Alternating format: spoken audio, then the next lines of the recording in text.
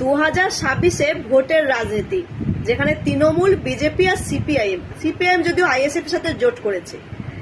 এই যে তৃণমূলে মমতা ব্যানার্জি বলছে 292 সিটটা আমাকে দেখে ভোট দেবেন, মানে প্রার্থী আমাকে দেখে ভোট দেবেন, দলের কাউকে নয়।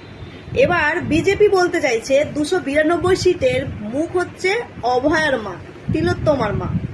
আর এদিকে সিপিআইএম এর কোনো মুখ নেই, সিপিআইএম এর হচ্ছে লাল ঝান্ডা। তারা বলতে চাইছে যে এই যে দিনের পর দিন যে দুর্নীতি হয়েছে, সেই দুর্নীতির বিরুদ্ধে তারা লড়তে চায়। তারা স্কুল নিয়ে, শিক্ষা নিয়ে, শ্রমজীবী মানুষদের নিয়ে তারা কথা বলতে চায়, যাতে শ্রমজীবী মানুষরা ন্যায্য দাম পায়। এই যে চুরি, দুর্নীতি, এইসব নিয়ে তাদের কথাবার্তা যাচ্ছে। স্কুলগুলো বন্ধ হয়ে গেছে, সেই নিয়ে কথা।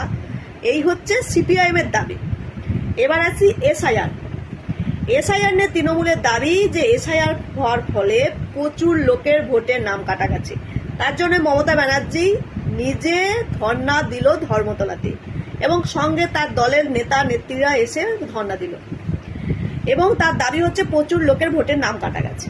এবার হচ্ছে আসি বিজেপি এসআইআর নিয়ে কি বলছে। বিজেপি এসআইআর নিয়ে বলছে যে এসআইআর হওয়ার ফলে প্রচন্ড বাংলাদেশের রাহিঙ্গাগুলো এদেশে ঢুকেছিল, তারা চলে গেছে এখান থেকে, এবং প্রচুর রাহিঙ্গাদের যারা ঢুকে বসেছিল, তারা 2 নম্বরই করেছিল, তাদের নাম কাটা গেছে। প্রচুর মৃত ভোটার ছিল, তাদেরও নাম কাটা গেছে। এই হচ্ছে বিজেপির দাবি, এসআইআর হওয়ার ফলে তাদের সুফল আছে। এবার সিপিআইএম এর দাবি, সিপিআইএম এর এসআইআর দাবি হলো যারা বৈধ, যাদের বাপ কাকাদের নাম আছে অথচ তাদের নাম ডিলিট হয়ে গেছে, বুঝতে পারলেন তো, তাদের নাম যাতে ঠিক করে দেওয়া হয়, তাই নিয়ে তাদের আন্দোলন এবং তাদের দাবি, বুঝতে পারছেন। এই হচ্ছে রাজনীতির হচ্ছে এসআইআর নিয়ে হচ্ছে তাদের হচ্ছে বক্তব্য।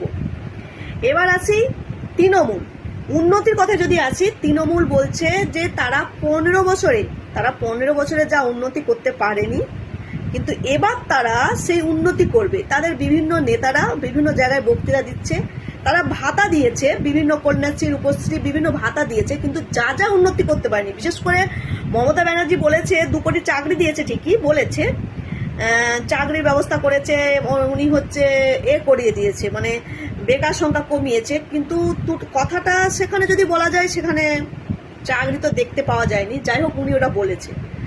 এবার বিজেপি যেটা বলতে চাইছে যে আপনারা বামকে 34 বছর দিয়েছেন 34 বছর বামকে, চোরকে 15 বছর দিয়েছেন। এবার আমাদেরকে 5 বছর দিয়ে দেখেন আমরা কেমন শাসন করি, আমরা কেমন চালাই, এটা হচ্ছে কথা। আর সিপিআইএম কি বলতে চাইছে, সিপিআইএম বলতে চাইছে যে এই যে দিনের পর দিন কয়লা, গরু, বিভিন্ন যে দুর্নীতি হয়েছে, এই চাকরি নিয়ে 26,000 চাকরি বাতিল, এই সমস্ত যে দুর্নীতি হয়েছে, সেই দুর্নীতিতে যারা যুক্ত, যারা হচ্ছে এই সমস্ত চুরি হারি করেছে বা অভয়া যে বিচার পেল না, সেই সমস্ত চোরদেরকে ধরে জেলে ঢোকাবে। তাছাড়া ওরা বলেছে 100 ইউনিট বিদ্যুৎ ফ্রি করবে, প্রত্যেকটা বাড়িতে চাকরির ব্যবস্থা করবে, যারা কন্ট্রাকচুয়াল আছে তাদের পার্মানেন্ট ব্যবস্থা করবে, এবং শ্রমজীবী মানুষ যাতে করে খেতে পারে তারা সেই ব্যবস্থা করবে। এই হচ্ছে 3টি দলের রাজনীতি। আমি কারোর সম্বন্ধে কিছুই বললাম না, আমি জাস্ট নিরপেক্ষ হয়ে যা চলছে তাই বললাম। এবার আপনাদের কাছে জিজ্ঞাসা যে এই 2026-এ এইরকম পরিস্থিতিতে কে কতগুলো সিট পেতে পারে, বিজেপি কতগুলো পেতে পারে, তৃণমূল কতগুলো পেতে পারে, সিপিআইএম কতগুলো পেতে পারে, বা কে এগিয়ে থাকবে, এটা আপনারা অবশ্যই গুরুত্বপূর্ণ মতামত কমেন্ট বক্সে জানাবেন।